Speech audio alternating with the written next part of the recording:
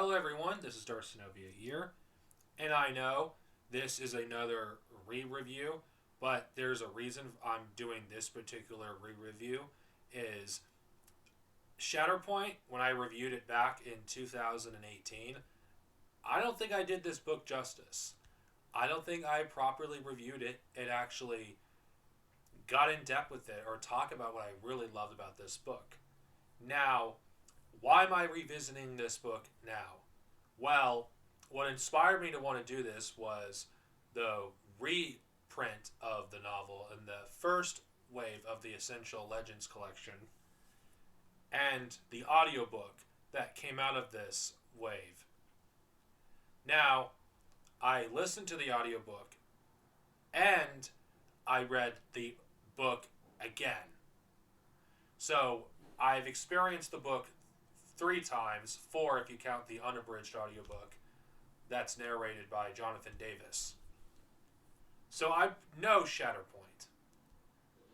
Now, unlike my other reviews, I'm going to get deeper into this than normal, and I'm going to make this longer than normal.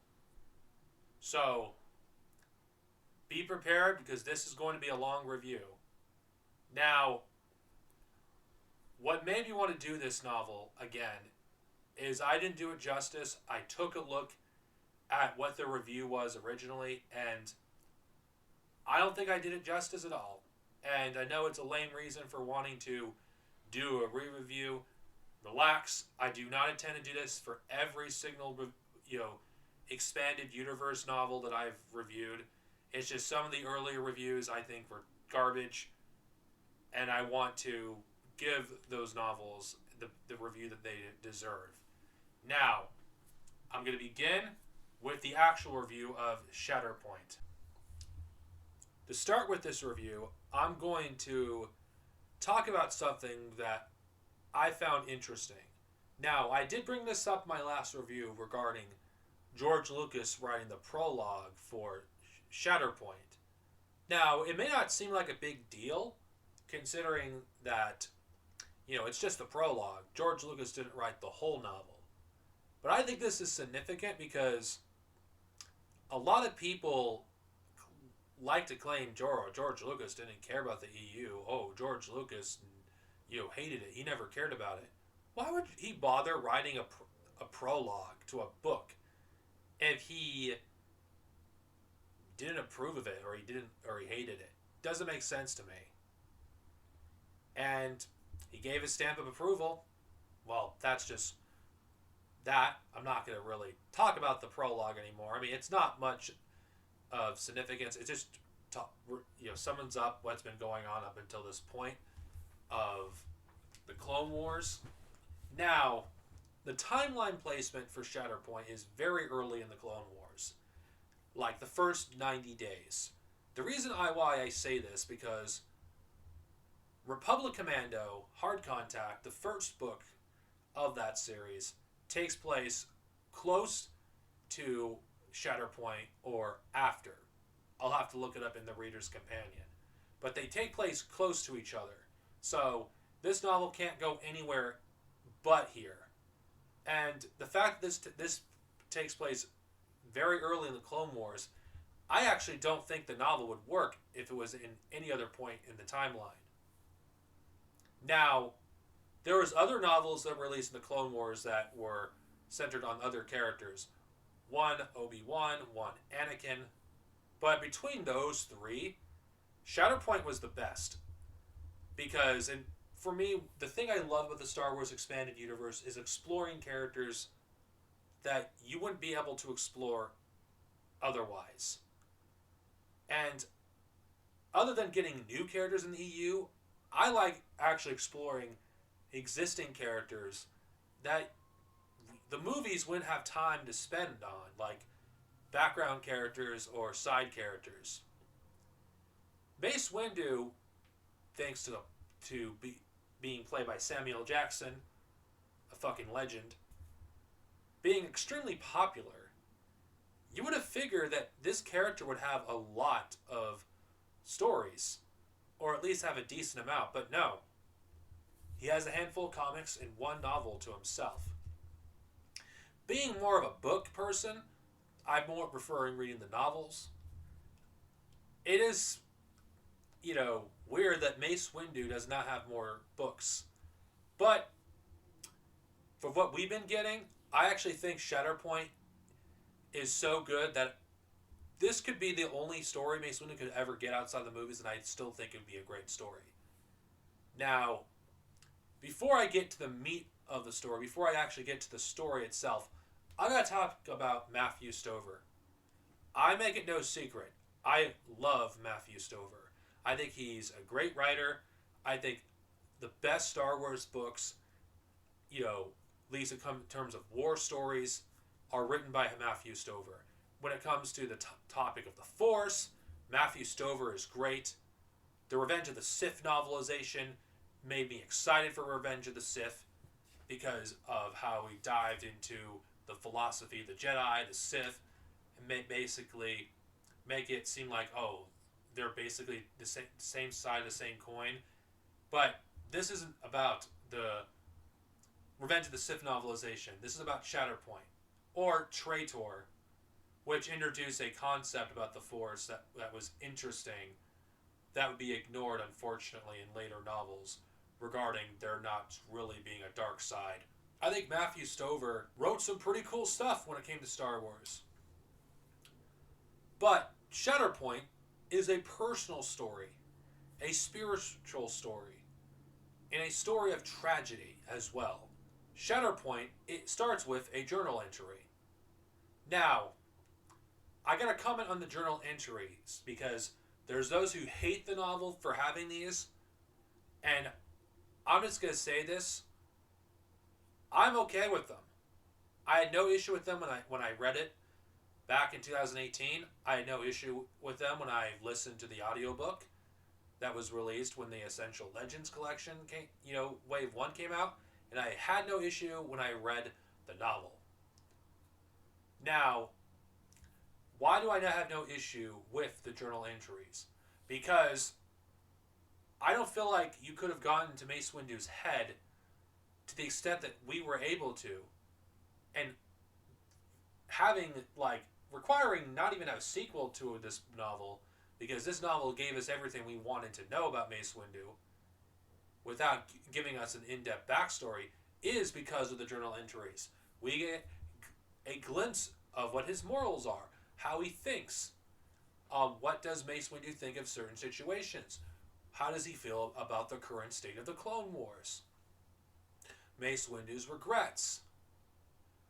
And we even also learn about certain things about Mace Windu we wouldn't be able to if we didn't have a journal entry. Because Mace Windu basically, in a conversation with Nick, if you were to say, I hate this war, I hate the darkness, that would be out of character. Because Mace Windu doesn't do that. He's a Jedi.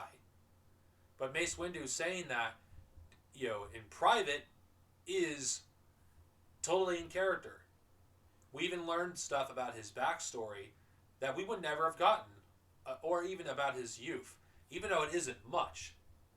But I think these journal entries are a great point of this novel, and I think they serve a great starting point and a great ending point. Because the novel began with a journal entry and it ends with a journal entry.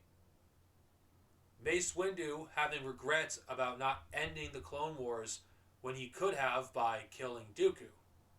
And then, at the end of the novel, making him realize he actually was wrong to actually think that it would have been better if he ended the Clone Wars by doing what Depala Balava recommended, though I'll talk about that later in this video.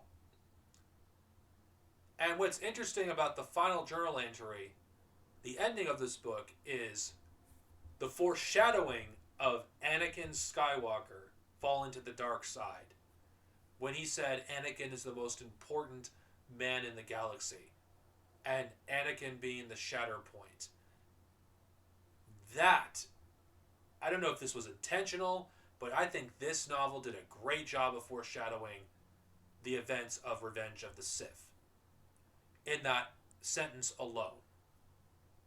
Now, I'm not going to get into detail how much too much about the journals, how much they blew me away, because I don't want to talk about them for too longer than I have to. But I don't think the journal entries take away from the experience. I think it enhances it, because Mace Windu is the kind of character that is not emotional. He's calm, he's collected, and having him say the things that he says in his journal entries would be completely out of place for the character. And I think this way we get his thoughts without completely ruining the character. Now that I'm done talking about the journal entries, I'm going to be talking about how this novel, the inciting incident that causes Mace Windu to go on Hanil Kal. And that was at the prologue chapter where the journal entry first starts, where we see a recording of the aftermath of a massacre that was committed by Depala Balava. Now, the thing that is intriguing when you're reading it is, okay, if you've read the expanded universe, you've been reading a lot, you know who Depala Balava is. That she was Mace Windu's former Padawan. If you read the comics, you may have read a storyline where they teamed up. Why would she do this?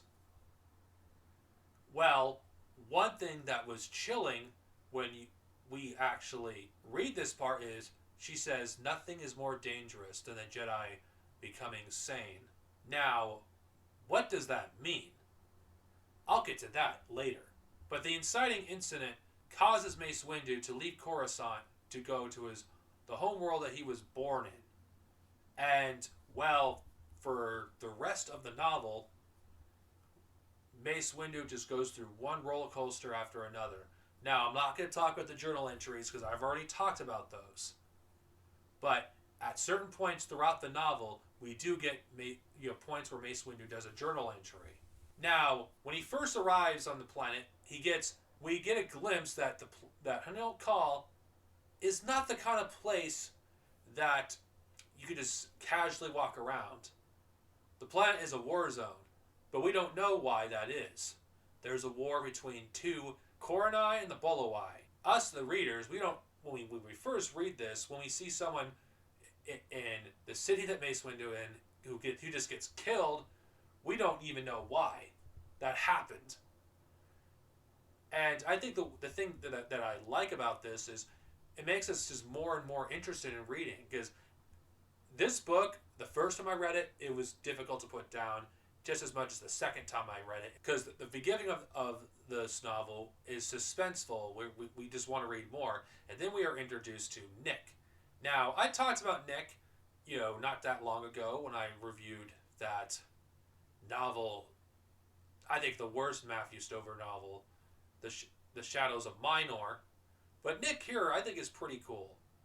We are introduced to Nick, and he's a youth that has been fighting the Summertime War for as long as he can remember, along with his friends.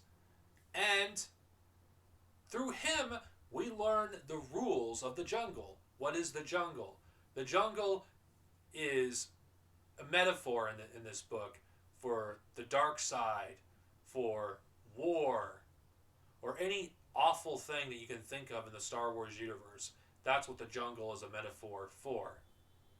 Now, throughout this novel, we revisit this topic again and again, the laws of the jungle. Now, the thing I'm going to bring up about Shutterpoint that I should have brought up when I first reviewed it is I never brought up of what makes a monster.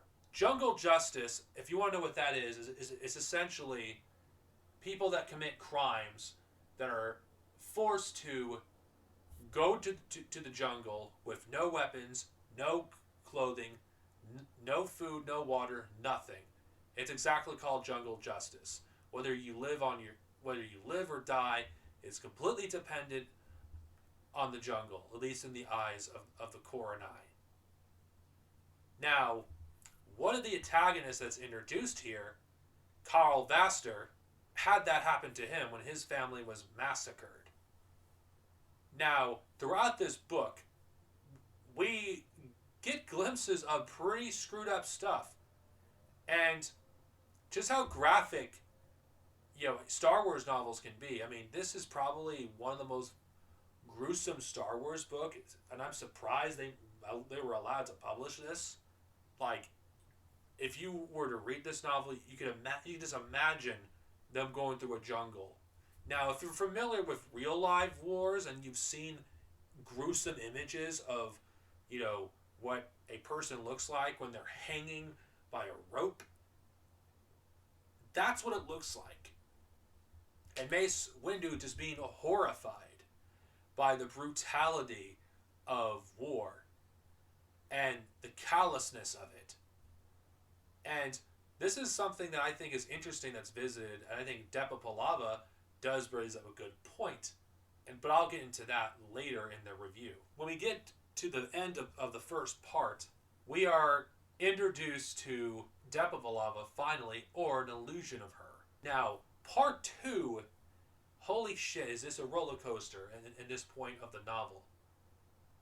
We finally, Mace Windu, he saves a bunch of kids, and the Coronai, led by Cal Vaster, ends up killing one of these kids because he was trying to kill one of Nick's friends. Now, I've got to get into, the supporting cast of characters and Nick's friends, and, well, there is a disease on Hano Kal where when an insect gets inside your body and it will explode out of you after a certain point. And in order to prevent everyone else from being affected, you have to basically destroy the body. And that is pretty gruesome.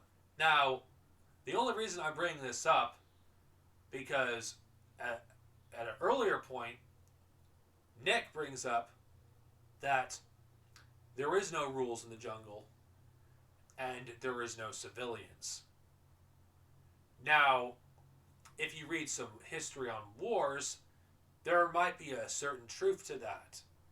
Considering in a war zone, there is no civilians, at least in the perspective of the Coronai and the Bolawai. And in these scenarios, it tests Mace Windu's resolve. Because there's a bunch of Bolawai kids that were about to be massacred, and Mace Windu would not allow it. And the fact that we see this character be pushed to his limits, seeing him, no matter what, stand by his convictions, is what makes Mace Windu an admirable Jedi. And staying true to his principles. Now, Cal Vaster, there isn't much to say about him, considering he only appears in 2 novels. But what we get out of Cal Vaster is essentially a mere image of what Mace Windu could have been had he stayed on Hano Kal and suffered the same experience he did. Now, Cal Vaster and Mace Windu, they're actually brothers. And that's interesting. Even though Cal Vaster is kind of the villain in the story, there is some tragic things about him because he wasn't always a monster. And I'll get into that later into the story. But we are introduced to Depa Palava, and we actually learn the real reason she summoned Mace Windu to Hano Kal. And she explains from her perspective why the Jedi are going to lose the Clone Wars. Now, in a way, I actually think she has a valid argument here. Why is that? Because remember, in Attack of the Clones, when Mace Windu said the Jedi are protectors of peace, not soldiers. Now, that is true for the current era of Jedi, but the Jedi of the past, they were generals. They were soldiers. But I think from a certain point of view, Mace Windu is correct. The Jedi's main mandate is to be protectors of the peace. Now, the kind of enemy that they're dealing with is different from the kind of enemy that their predecessors have been dealing with. And I do think that Depa Palava had a point that in order for the Jedi to, win the war, they have to compromise their morals, and in a way, they can't really win without actually becoming something that they're not.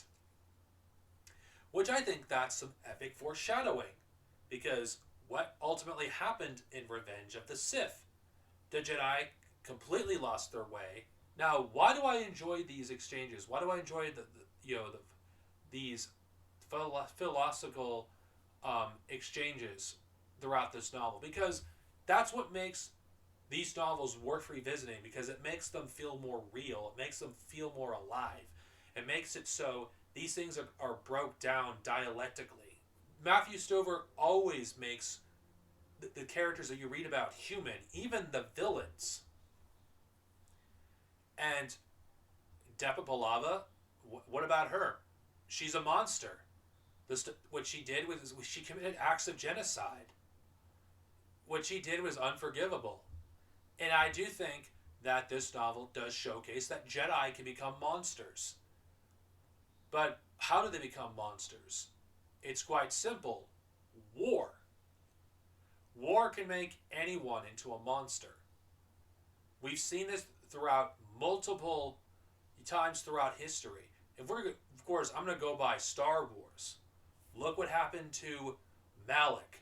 Malak used to be a noble Jedi Knight, and he became a monster. Look at Anakin Skywalker. He became a monster, by the war's end, when he became Darth Vader. Look what happened to Darth Krayt. The Clone Wars completely screwed him up and made him into a complete monster. And with no exceptions, war can destroy people. And it has destroyed people. It has destroyed entire societies. And the thing I love about Matthew Stover, he doesn't sugarcoat it. He shows the ugly and gruesome side of war. Towards the end of the novel, you have characters committing atrocities, massacring civilians, just killing people indiscriminately. And at the end, who really wins at the end of this novel? Yeah, Mace Windu may have ended the summertime war, but is it really over? Because some stuff never get answered. And okay, from a narrative standpoint, it is resolved, but is the summertime war really over by the time he ends it? Not really. Mace Windu, throughout this entire novel, constantly has his morals challenged. There's not a single point in the novel where he isn't being challenged on his morals. And I think that is what makes this novel so intriguing. And I think this is my reasoning for loving it, honestly. Now, it may sound like I may be summarizing this, but I'm just doing it from my perspective, just explaining chronologically as best as I can what I love about this book and why I think it works so well. Shutterpoint is a novel that gets a lot of praise in the Star Wars community. It deserves it. Matthew Stover went above and beyond with this novel. Matthew Stover gave Mace Windu character. Matthew Stover deserves all the credit that he should be getting for making such a fantastic book. Shutterpoint could have been terrible, easily, had it been written by an incompetent writer or written by a writer that isn't as good as about writing war like he is. And military sci-fi is not my cup of tea. It isn't. I love my Star Wars. I love like the Force. I love exploring different aspects of the Star Wars universe, not just the military aspects. But this explores all these aspects in one. What a military adventurism, what that could potentially do to an entire society, what military adventurism, what that could actually do to an entire belief system, how war can turn people into monsters, how war could make people lose everything that they are. This novel, for me, it's one of the greats. When I first reviewed it, I don't think I did this justice. I did a review that was not even like 7 minutes. Didn't even dive deep into this. And in all honesty, this novel did not deserve the bare bones review that I first gave it. Shutterpoint, to me, is easily top 10, even top 5 best Star Wars novels ever written. And Lucasfilm did a great thing by letting people enjoy this novel in even more ways. I did listen to the audiobook by Jonathan Davis. I love Jonathan Davis as a narrator. I do wish the full book was narrated by Jonathan Davis, because I love Jonathan Davis as a narrator. But giving someone else a chance to do the audiobook for this book was a good thing. And yes, I am talking about the audiobook because the first wave of the Essential Legends collection released an audiobook unabridged of Shutterpoint. And I can tell you, it is fantastic. Another way to experience this great book. Whatever way you can experience it, whether it's buying the book or how, you know what? I don't care.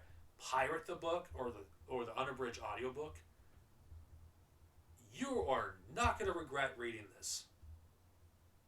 Unless you have a particular taste when it comes to writing style, or you may not like the titled character of this novel. I don't know. I'm not going to be able to convince you, but if you are a Star Wars fan, especially if you love the prequels, especially if you are a fan of the character of Mace Windu, I see no reason not to give this book a try. It has everything I think you could potentially want in a book. Great action, great characterization, great writing, great character development. It even dives deeper into the complexities of war and how war can make us all into monsters. I honestly cannot name a single book that has done it as well as Shutterpoint. And that is one of the reasons why I, without any regrets, will give this book a classic rating. Because it is a classic. It's one of the best Star Wars novels that have been written in the expanded universe. And I don't see any Star Wars novel coming close to topping this. It's not my absolute favorite, but as someone that has read the expanded universe for a long time now and has experienced many different authors, many different styles, many different kinds of stories, I can say for certain that Shutterpoint is a great book. Read it. Stop watching this video and read it. May the Force be with you. And see you guys next time with another review. Thank you.